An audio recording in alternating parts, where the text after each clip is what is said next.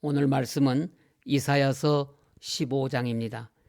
이사야서 1장부터 12장까지는 이사야 선지자가 유다와 이스라엘의 미래에 대한 이상을 선포한 것입니다. 13장부터는 유다와 이스라엘의 주변국들에 대한 예언입니다. 하나님께서는 이방인의 하나님도 되십니다. 그러므로 그들이 하나님을 믿든지 믿지 않든지 하나님께서는 온 우주 만상의 하나님이 되시며 생명의 주권자가 되시어서 인간의 생사화복을 주장하시는 하나님이십니다. 그러나 우리는 세상의 모든 역사와 만물이 하나님의 주권 속에서 운영되고 있다는 사실을 종종 잊고 있습니다. 어제나 오늘이나 영원 무궁히 한결같이 동일하신 하나님은 지금도 모든 역사를 주장하십니다. 13장부터 23장까지 해서 유다와 이스라엘의 10대 주변국들에 대한 심판 예언이 이어지고 있는 가운데 선지자 이사야는 아수르와 바벨론의 하나님의 심판이 임하실 것을 예언한 후에 오늘 본문 15장과 16장에서 모압의 그 심판이 임할 것을 말씀합니다. 모압과 암몬 자손은 아브라함의 조카인 롯의 두 딸이 아버지 롯을 포도주에 취하게 하여 동침하여 낳은 아들들의 자손들입니다. 모압 족속은 요단강 동편에 자리 잡은 나라로 요단 강물의 범람으로 인해 땅이 비옥했기 때문에 모압에는 곡식과 과일이 항상 풍성하였습니다.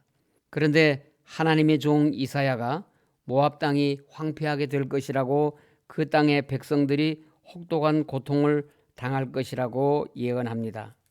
1절 말씀입니다. 모압에 관한 경고라. 하룻밤에 모압 알이 망하여 황폐할 것이며 하룻밤에 모압 기르가 망하여 황폐할 것이라. 모압 알은 모압의 수도이며 모압 기르는 난공불락 요새요 제2의 도시였습니다. 이 두 도시가 상징하는 모압은 하룻밤에 멸망할 것이라고 합니다. 이스라엘 사람들의 하루는 해가 진 저녁에 시작해서 다음날 해질 때까지였습니다.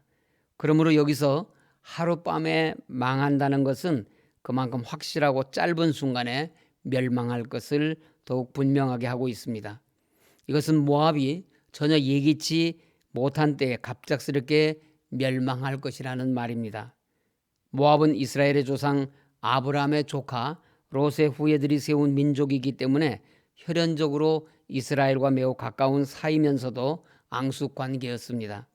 모압은 이스라엘이 출애굽하여 가나안으로 들어가려 할 때 그들의 길을 통과해서 지나가는 것을 허락하지 않고 이스라엘을 대적하는 것으로 시작하여 이스라엘이 가나안에 정착한 이후에도 적대적으로 정치적 종교적으로 큰 악영향을 끼쳤습니다. 이러한 모압이 망한다는 것은 하나님께서 당신의 백성을 보호하실 것을 말씀하시는 것입니다. 하나님께서는 당신의 자녀를 해하는 자를 반드시 심판하십니다.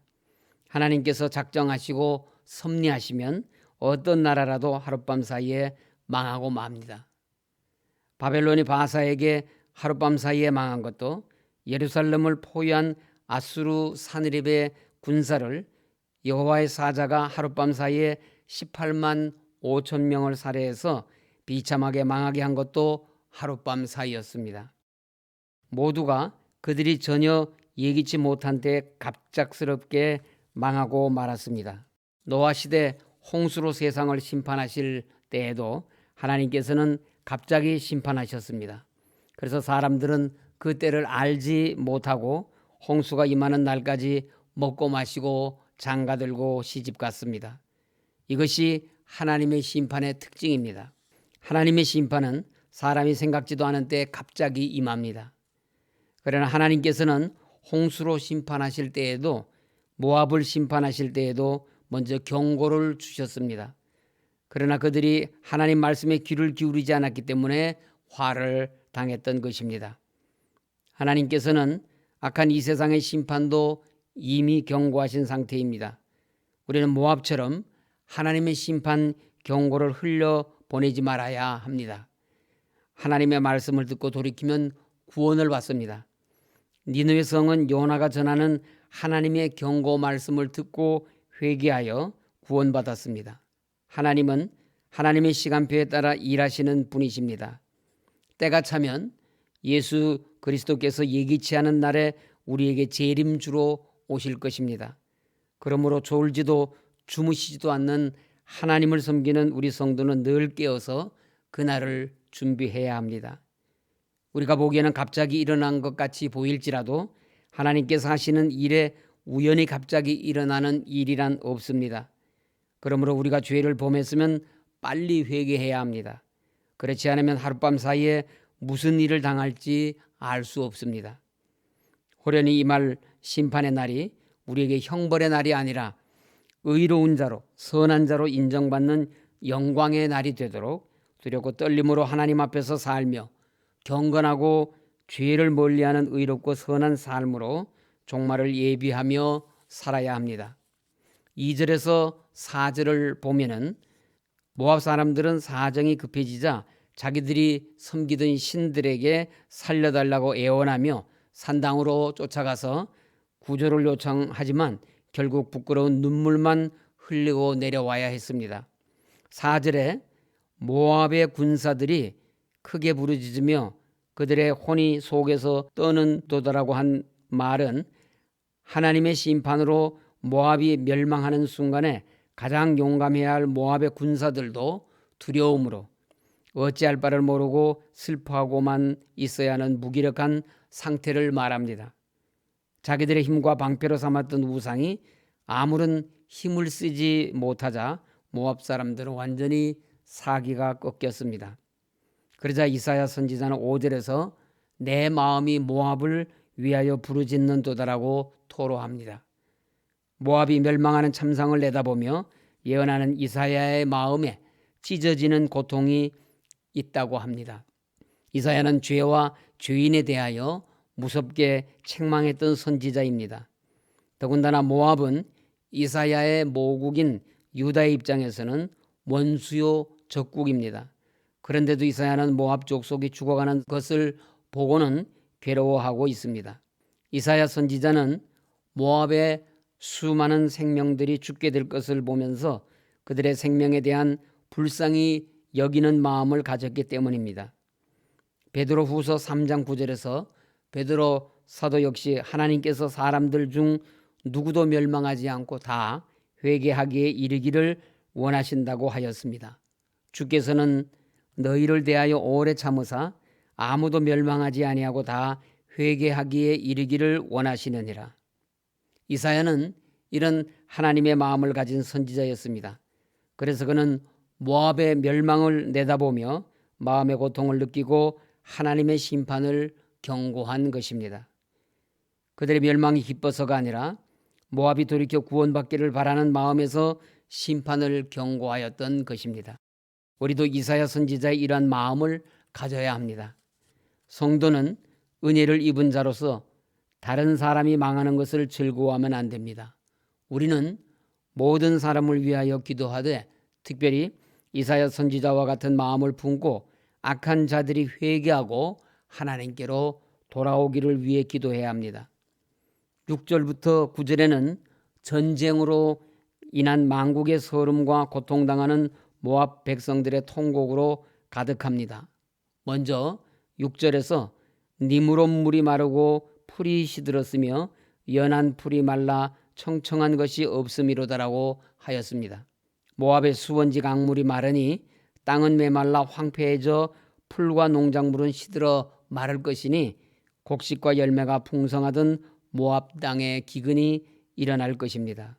그러므로 하나님께서는 여러 개의 수원지가 있어 강물이 풍부한 니무림 강물이 마르는 것을 보면 지체 말고 회개하라는 것입니다. 하나님의 경고를 받을 때 죄에서 돌이키지 않으면 갑자기 하룻밤에 망하게 됩니다. 7절은 그러므로 그들이 얻은 재물과 쌓았던 것을 가지고 버드나무 시내를 건너리니라고 하였습니다. 모압이 전쟁을 피해 재물과 귀중품을 숨겨둘 마땅한 은신처가 없자 에돔과 국경지대인 버드나무 숲에까지 피난하는 모습입니다. 재물이 반드시 좋은 것만은 아닙니다. 환난 날이 되니 모압 사람들이 애써 노력하여 모은 재물과 축적한 부부가 오히려 그들을 괴롭히는 것이 되었습니다. 모압 사람들은 전쟁이 나자 자신들의 재물을 가지고 버드나무 시내를 건넜습니다. 에돔으로 피난 가기 위해서는 이 시내를 건너야 했기 때문입니다. 모압은 아수르의 추격군을 피하여 에돔까지 도망한 것입니다. 예수님께서는 헛된 것을 위하여 많은 수고의 땀을 흘리는 사람을 어리석은 자라고 하셨습니다. 모압이 쌓아두었던 재물이 환난 날에 큰 걱정거리가 되고 괴롭히는 것이 되었습니다. 우리는 하나님을 위하여 하늘의 보화를 쌓는 자가 되어야 합니다. 그렇지 않으면 모압이 쌓아둔 재물의 은신처를 찾아 버드나무 숲을 찾아 피난해야 하듯이 환난 날에 재물로 인하여 고통을 당하게 될 뿐입니다. 9절은 디몬 물에는 피가 가득하도다. 그럴지라도 내가 디몬의 재앙을 더 내리되 모압에 도피한 자와 그 땅에 남은 자에게 사자를 보내니라고 하였습니다. 모압에 도피한 자는 전쟁 중에도 생명을 보존한 모압 사람들이며 그 땅에 남은 자란 모압이 멸망한 후에 그 땅이 다시 재건될 것이라는 소망을 줄 수 있는 사람들이란 뜻입니다. 그러나 그들에게 하나님께서 사자를 보내사 물어뜯게 하실 것이므로 모압은 어떤 소망도 가질 수 없게 되는 것입니다. 사자를 보낸다는 것은 아수르와 바벨론 같은 강한 적을 말합니다. 그러므로 피난을 가도 소용이 없습니다. 모압에 대한 하나님의 재앙으로부터 피할 자는 아무도 없다는 말씀입니다. 죄를 지은 사람이 하나님의 심판으로부터 피할 곳은 이 세상 아무데도 없습니다. 말씀을 마치겠습니다. 모압은 환난을 당하고 그 백성들이 어디를 가든지 어디로 피하든지 자기들을 향해 시시각각 다가오는 멸망의 위험 앞에 놓이고 그들이 가는 모든 곳은 울음바다 통곡의 골짜기가 될 것입니다. 하나님의 심판은 피할 곳도 피할 사람도 없습니다. 하나님의 경고의 말씀을 들은 사람은 멸망이 찾아오기 전에 회개하고 용서받아야 합니다. 멸망은 하룻밤 사이에 오는 것을 기억해야 합니다. 그러니 잠시 후 없어질 세상의 것들로 교만하지 말고 소유와 재물과 권세의 욕망을 버리고 마음을 순전하게 하여 하나님 품 안에서 자족의 삶을 살아야 합니다. 선한 일에 쓰지 않고 쌓았던 재물은 환난 날의 고통스러운 짐이 될 뿐인 것입니다. 그러므로 성도님들은 하나님의 경고에 귀를 기울이시고 자신의 죄를 회개하며 원수까지도 위해서 기도하시는 신실한 하나님의 사람들이 되시기를 간절히 소원합니다. 기도하겠습니다. 하나님 아버지, 이사야 선지자가 멸망당할 모압 백성들의 회개를 위해 기도하였듯이 저희들도 죄로 인해 죽어가는 영혼들의 구원을 위해 기도하게 하여 주시옵소서. 하나님께서 주신 물질로 하나님을 위하여 사용할 수 있도록 인도하여 주시옵소서. 몸 대신 주님의 교회 속히 회복시켜 주셔서 하나님 기뻐하시는 일들을 마음껏 감당할 수 있도록 우리 하나님 인도하여 주시옵소서. 오늘도 우리 모든 성도들을 우리 하나님께서 지켜주시옵기를 원하오며 예수님 이름으로 기도드립니다. 아멘.